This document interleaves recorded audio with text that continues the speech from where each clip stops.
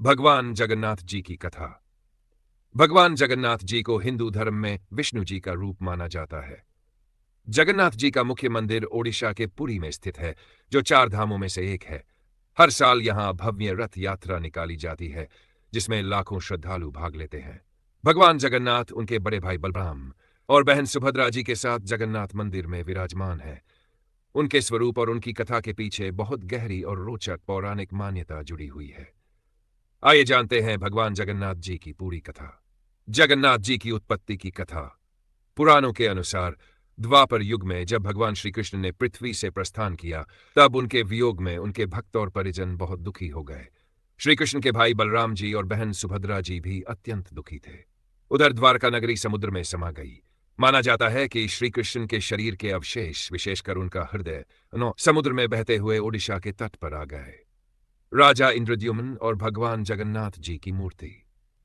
पुरी के मालवा प्रदेश के राजा इंद्रद्युम्न बड़े ही धार्मिक प्रवृत्ति के थे। उन्हें भगवान विष्णु के स्वप्न में दर्शन हुए और आदेश मिला कि समुद्र किनारे जो दारू काष्ठ का विशालकाय लकड़ी का टुकड़ा मिलेगा, उससे वे भगवान की मूर्ति बनवाएं। राजा इंद्रद्युम्न ने समुद्र किनारे जाकर देखा तो वहां चमत्कारी लकड़ी का टुकड़ा मिला, जो सामान्य लकड़ी की तरह नहीं था, बल्कि उसमें दिव्य सुगंध और चमक थी। उसे देखकर राजा ने उसी लकड़ी से भगवान की मूर्ति बनवाने का निश्चय किया। कहा जाता है कि भगवान विष्णु के आदेश पर स्वयं देवशिल्पी विश्वकर्मा एक वृद्ध कारीगर के रूप में राजा इंद्रद्युम्न के पास पहुंचे।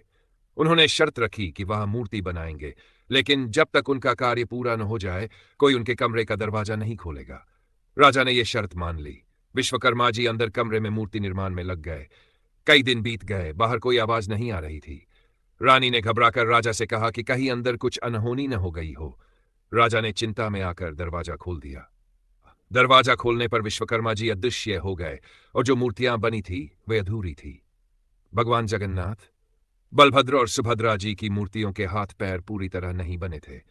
राजा बहुत दुखी हुए, लेकिन तभी आकाशवाणी हुई कि यही भगवान की दिव्य लीला है। ये मूर्तियां ऐसे ही रहेंगी और इन्हीं की पूजा होगी। तब से भगवान जगन्नाथ, बलभद्र और सुभद्रा जी की अधूरी मूर्तियों की ही पूजा होती आ रही है। उनकी ये विशेष आकृति दुनिया भर में प्रसिद्ध है। रथ यात्रा की परंपरा। पुरी में हर साल आषाढ़ मास के शुक्ल पक्ष की द्वितीया तिथि को भगवान जगन्नाथ जी, बलभद्र और सुभद्रा जी की भव्य रथ यात्रा निकाली जाती है। 3 अलग अलग विशाल रथ सजाए जाते हैं। भगवान जगन्नाथ का रथ नंदीघोष, बलभद्र जी का रथ तालध्वज और सुभद्रा जी का रथ दर्पदलन कहलाता है।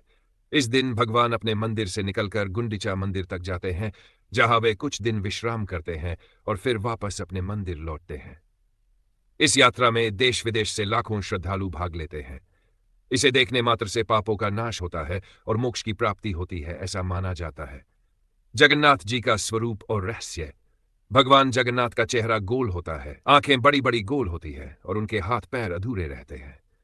कुछ विद्वानों का मानना है कि यह भगवान श्री कृष्ण के उस रूप का प्रतीक है जब उनका शरीर समुद्र में बह गया और केवल उनका दिव्य हृदय बचा रहा।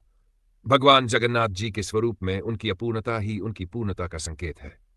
इससे यह संदेश मिलता है कि भगवान की लीला, उनकी माया मनुष्य की समझ से परे है। भगवान जगन्नाथ जी से जुड़ी अन्य मान्यताएं। 1. मंदिर के ध्वज का रहस्य। पुरी के जगन्नाथ मंदिर पर लगा ध्वज सदैव हवा के विपरीत दिशा में लहराता है। यह एक अद्भुत चमत्कार माना जाता है। 2. सुदर्शन चक्र। मंदिर के शिखर पर सुदर्शन चक्र स्थापित है, जो किसी भी दिशा से देखने पर सामने ही प्रतीत होता है। मंदिर की छाया। दिन के किसी भी समय मंदिर की छाया जमीन पर नहीं पड़ती, यह भी एक रहस्यमय बात है। कहा जाता है कि प्रसाद की मात्रा हमेशा सभी श्रद्धालुओं के लिए पर्याप्त होती है, चाहे कितनी भी भीड़ क्यों न हो। जगन्नाथ जी का भक्तों से संबंध। भगवान जगन्नाथ जी को विश्व के नाथ कहा जाता है। वह भक्तों के कष्ट हरने वाले, सबको समान दृष्टि से देखने वाले और कलयुग में मोक्ष देने वाले भगवान हैं। कहते हैं कि केवल उनका स्मरण करने से ही पापों का नाश होता है। निष्कर्ष। भगवान जगन्नाथ जी की कथा हमें यह सिखाती है कि ईश्वर की लीला सामान्य मानव बुद्धि से परे है। उनकी पूजा में श्रद्धा और भक्ति ही सबसे महत्वपूर्ण है। जगन्नाथ जी न केवल ओडिशा बल्कि पूरे भारत और विश्व के करोड़ों लोगों की आस्था का केंद्र है। उनकी रथ यात्रा, उनके रहस्यमयी मंदिर और उनकी पौराणिक गाथाएं सनातन धर्म की अनमोल धरोहर है। अगर ऐसी और भी रोचक कथाएं सुनना चाहते हैं तो कमेंट करना ना भूलें। अगली कथा किस पर बनानी है उसका नाम भी लिखें।